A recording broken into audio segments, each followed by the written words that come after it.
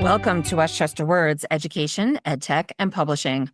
I'm Nicole Tomasi, and on this episode, I am pleased to welcome Michael Johnson of Benetech. Michael is the Vice President of Content, and he speaks regularly about the need for content that is born accessible, which means that it's designed from the outset to be in digital formats which are compatible with all key book reading platforms and accessibility features. Side note here that Westchester Publishing Services is a Benetech certified accessible vendor, and we work together with publishers to create fully accessible ebooks. Also, I'm welcoming Tyler Carey to the discussion. He's the Chief Revenue Officer for Westchester Publishing Services. Michael and Tyler will be discussing some facts and some misnomers about the European Accessibility Act, which is set to come into force in June of 2025. With that, I will turn it over to Tyler to begin the discussion. Thanks, Nicole, and thanks for being here today, Michael. As Nicole shared, Westchester is a vendor that helps publishers with a number of editorial and production needs. And by extension of that, as the European Accessibility Act approaches, we're getting asked a lot of questions by our clients and prospects across all different markets of the publishing and education sector about how their content can be best prepared for this milestone for accessibility within our industry. And we're hearing a lot of things from our clients and prospects that they hear in the market, some of which is spot on and right in line with the requirements that the EAA has set in place and with best practices set up by Daisy, Benetech, and others.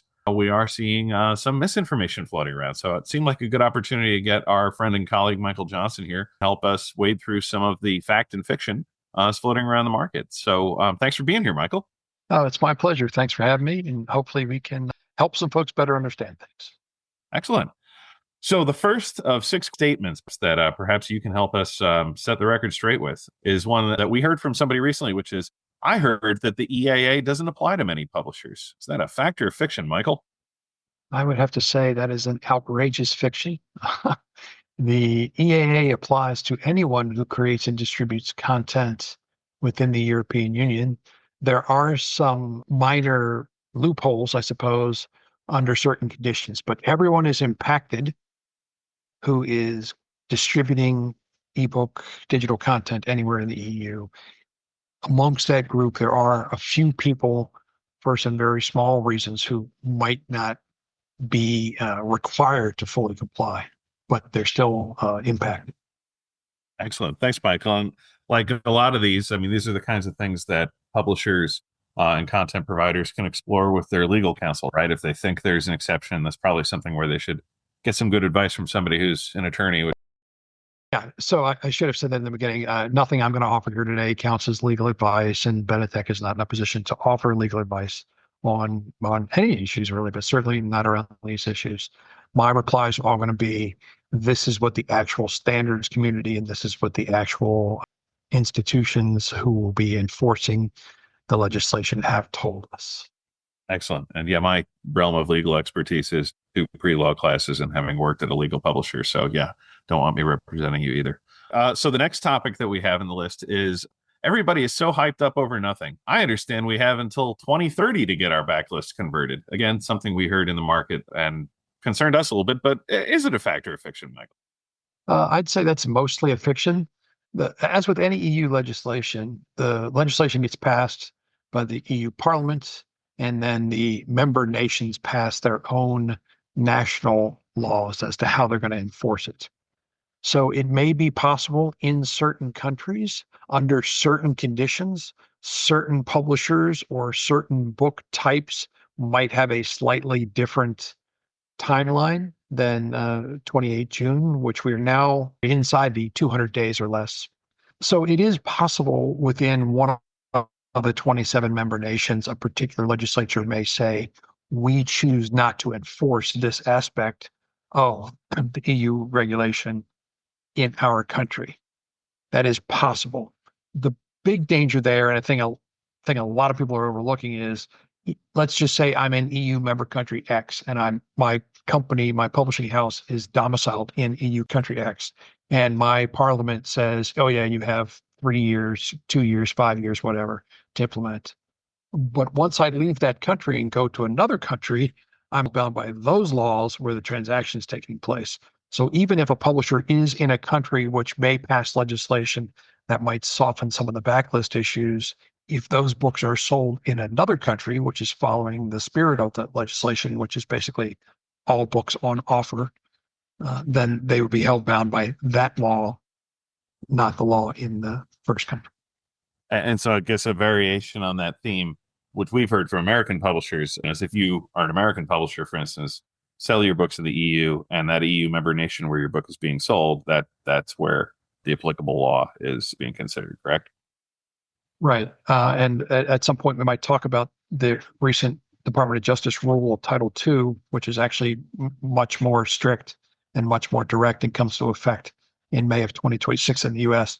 But of course, America's not in the EU, but American publishers sell in the EU, as do Canadian publishers, as do South African publishers and other publishers from around the world. So it's the point of sale in the country of sale, not the point of origin of the publisher or point of domicile of the publisher. Excellent. I have a feeling Title II may be a whole other show, which as we get more information, we can share and discuss. So topic number 3, is this one a truth or a fiction, Michael? Generating a truly accessible EPUB is not as simple as clicking export in InDesign, even with the improvements to Creative Cloud. Is that true or false? I would struggle to find a statement which is more true than that statement. That is true. It is not that simple, especially from InDesign. So there isn't a just push a button and then you're accessible. I don't care what your creative environment is, but certainly not for InDesign. You can't just push a button or download a widget or a plugin or something and go through it. Accessible books, just like any well-designed element of a book, take care, and it takes resources and it takes expertise to create them. So that statement is true. It is not as simple as pushing a button or two in your InDesign setup. And would you say to kind of help improve and professionally develop the staff that are using InDesign to create EPUBs or work with vendors and then audit those files, would you say like putting a good professional development program in place where folks have access to resources like Daisy, BISG, your resources, is that kind of a good industry practice as this becomes more complicated for everybody? Yeah, we're finding that. Benetech's worked with about 90 organizations around the world on our program, which teaches the publishing and conversion communities how to do things fully accessible. You know this, Tyler, because of course, Westchester is a GCA certified conversion vendor. So when we work with the publishers, we teach them everything they need to know to do this properly. And doing it in InDesign is just currently not possible. Adobe's making great strides. They're working very hard. They're not unaware that this legislation is coming, but today there aren't enough buttons to push, and there isn't a magic button to push that just go from InDesign into a fully accessible EPUB. But yes, professional development, absolutely. And there are a bunch of places, and as we have time, we can list some other places. But certainly, daisy.org has a whole series of absolutely free webinars that help people understand these things better. Excellent. So question number 4, or topic number 4, I was told by my distributor that we don't need to do anything with EPUBs. As long as we have a good looking PDF, we are in great shape. Yeah, so that one is about as false things get. PDFs, by definition, are basically, for all intents and purposes, inaccessible. So whoever that distributor was and whoever that person was, you got a lot of misunderstanding. I would like to say they're not telling falsehoods. I just hope that they have been misinformed. Look, Adobe did a beautiful thing when they invented PDF. It does a phenomenal job what it was intended to do, which is take pictures. It takes a great picture of the page. Blind people can't see pictures. So a tool which takes a picture of a page does not lead to accessibility. And the effort necessary to take an existing PDF and fully remediate it up to the current standards that are in the legislation, you're better off just creating an EPUB file, because EPUB, by its definition and its point of origin, is fully accessible. So no, you can't just have a nice looking PDF and be accessible. That's not even possible. And 2, the better path is take whatever it is you have and get it turned into an EPUB file. Just on the production side, that's what we see, where it's almost the path of least resistance, especially backlit, to kind of create a good accessible EPUB file rather than try to make a older PDF file, especially if you don't have the archives and InDesign assets or even Quark. How are you going to make a really quality accessible PDF? So yeah, agreed on that fully. Let's see, here's another one. There is no practical way for any publisher to know if their files are accessible or not. what kind of tools or resources? I'm just going to call that one false right there, but that's something where we've kind of heard rumblings from some people. How would you address that one, Michael, just as far as people auditing what they have? What's a good best practice there?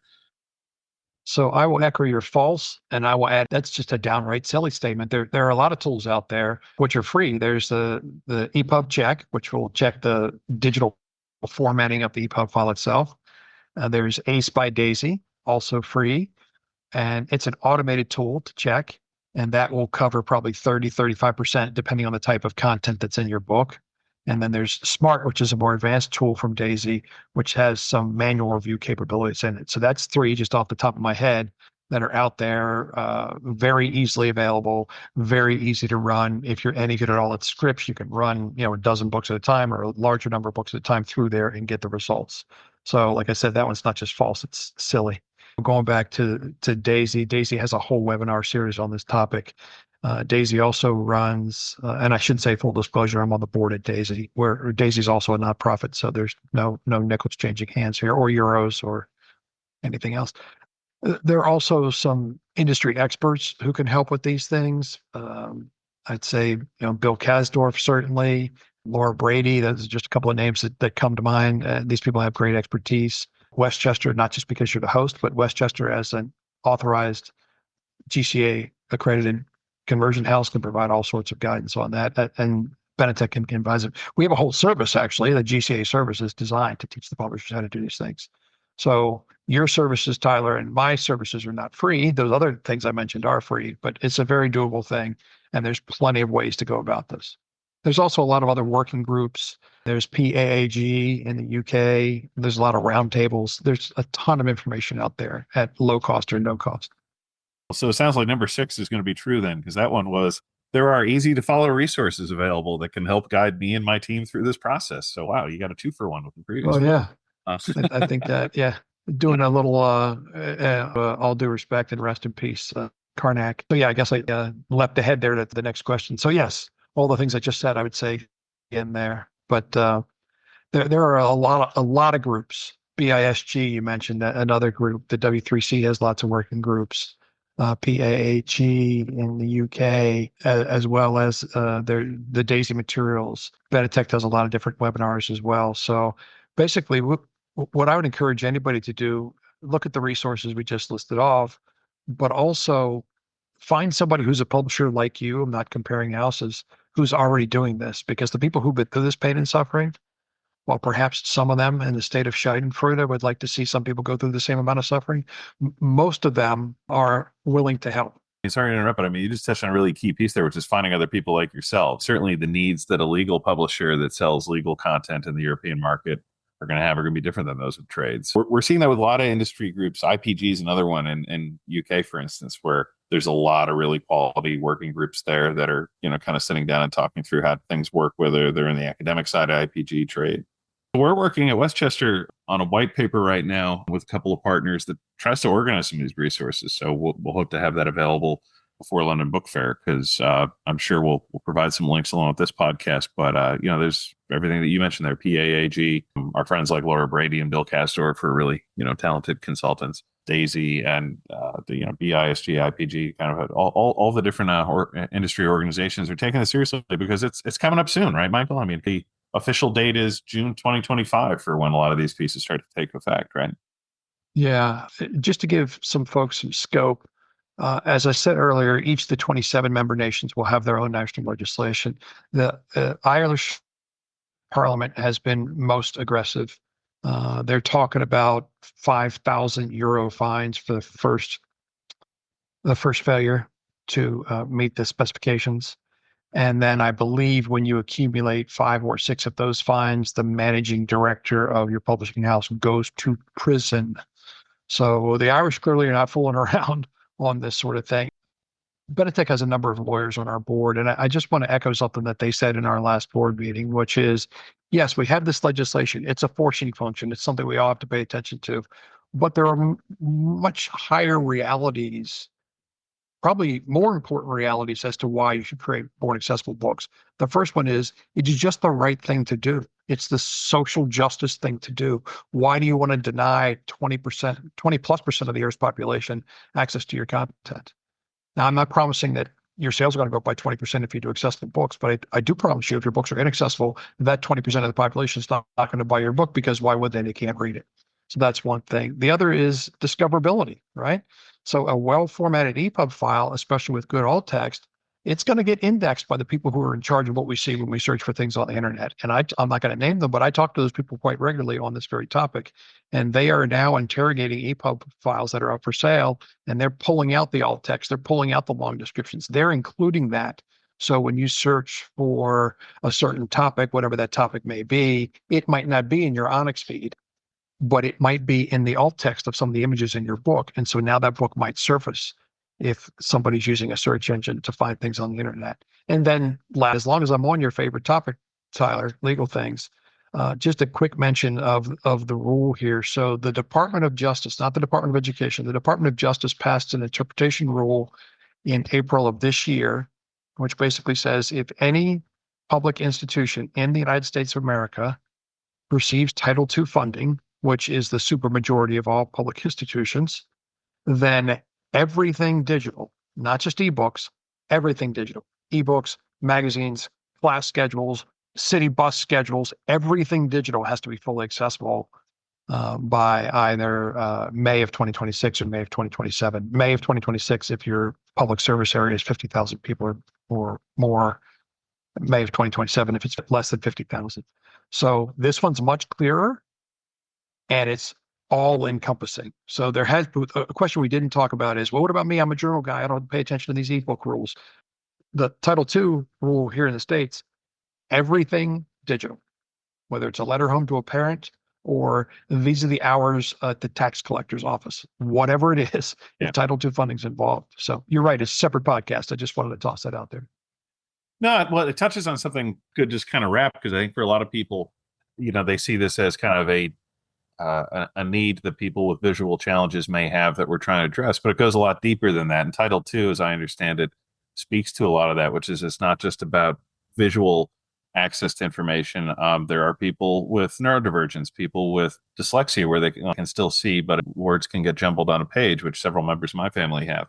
There's a lot more people that benefit from accessible content, and legislation is trying to drive the way for that. It's a very broad topic and a very broad pool that's being supported here. So we appreciate everything Benetech's doing to help advance this. Daisy, which you also mentioned, and we'll put some more information together. Any other parting thoughts regarding these truths or fictions, Michael? I mean, we appreciate you helping set the record straight. And some of these are a little bit more almost cartoony, but they are things that we'd heard people mutter in meetings, and just figured it might make sense in case any of that misinformation was floating around out there to kind of help address some of these on this. Or 3 super quick things. 1, I hope everybody learned what's true and what's not true in these chats. 2, you should visit those resources. I imagine there'll be a listing there, but it's daisy.org as an example, because there's a ton of free and useful information. And the third thing is the most important next thing for you to do in your publishing house is take a step. Take a step forward. Nobody's going to be magically accessible in the morning. Just start to do something. It's already too late, to be honest about it, if you're worried about the EAA, but you can still make progress. So, and feel free to reach out to me if you have any questions. Michael J at benetech.org. Excellent. Well, thanks for your time, Michael, and thanks for having us, Nicole. Thank you both, Michael and Tyler, for that very informative conversation. And as mentioned, we have some resources up on our website. So visit westchesterpublishingservices.com. We have a page dedicated to the European Accessibility Act with lots of resources, including webinars, blog posts, articles, and links out to organizations such as Benetech, Daisy, and W3C, so that you can access more resources about steps you can take to start moving forward if you haven't started. Thank you for listening to this episode of Westchester Words. If you're looking for previous episodes or want to read additional content that has been shared by some of our guests, please visit our websites, westchesterpublishingservices.com and westchestereducationservices.com. For an international perspective, check out our sister podcast, Westchester Words UK and International, available on the Westchester Education UK website, westchestereducation.co.uk, or wherever you stream podcasts. We love hearing from our listeners and welcome your emails at westchesterwords@westchestered.org. svcs.com.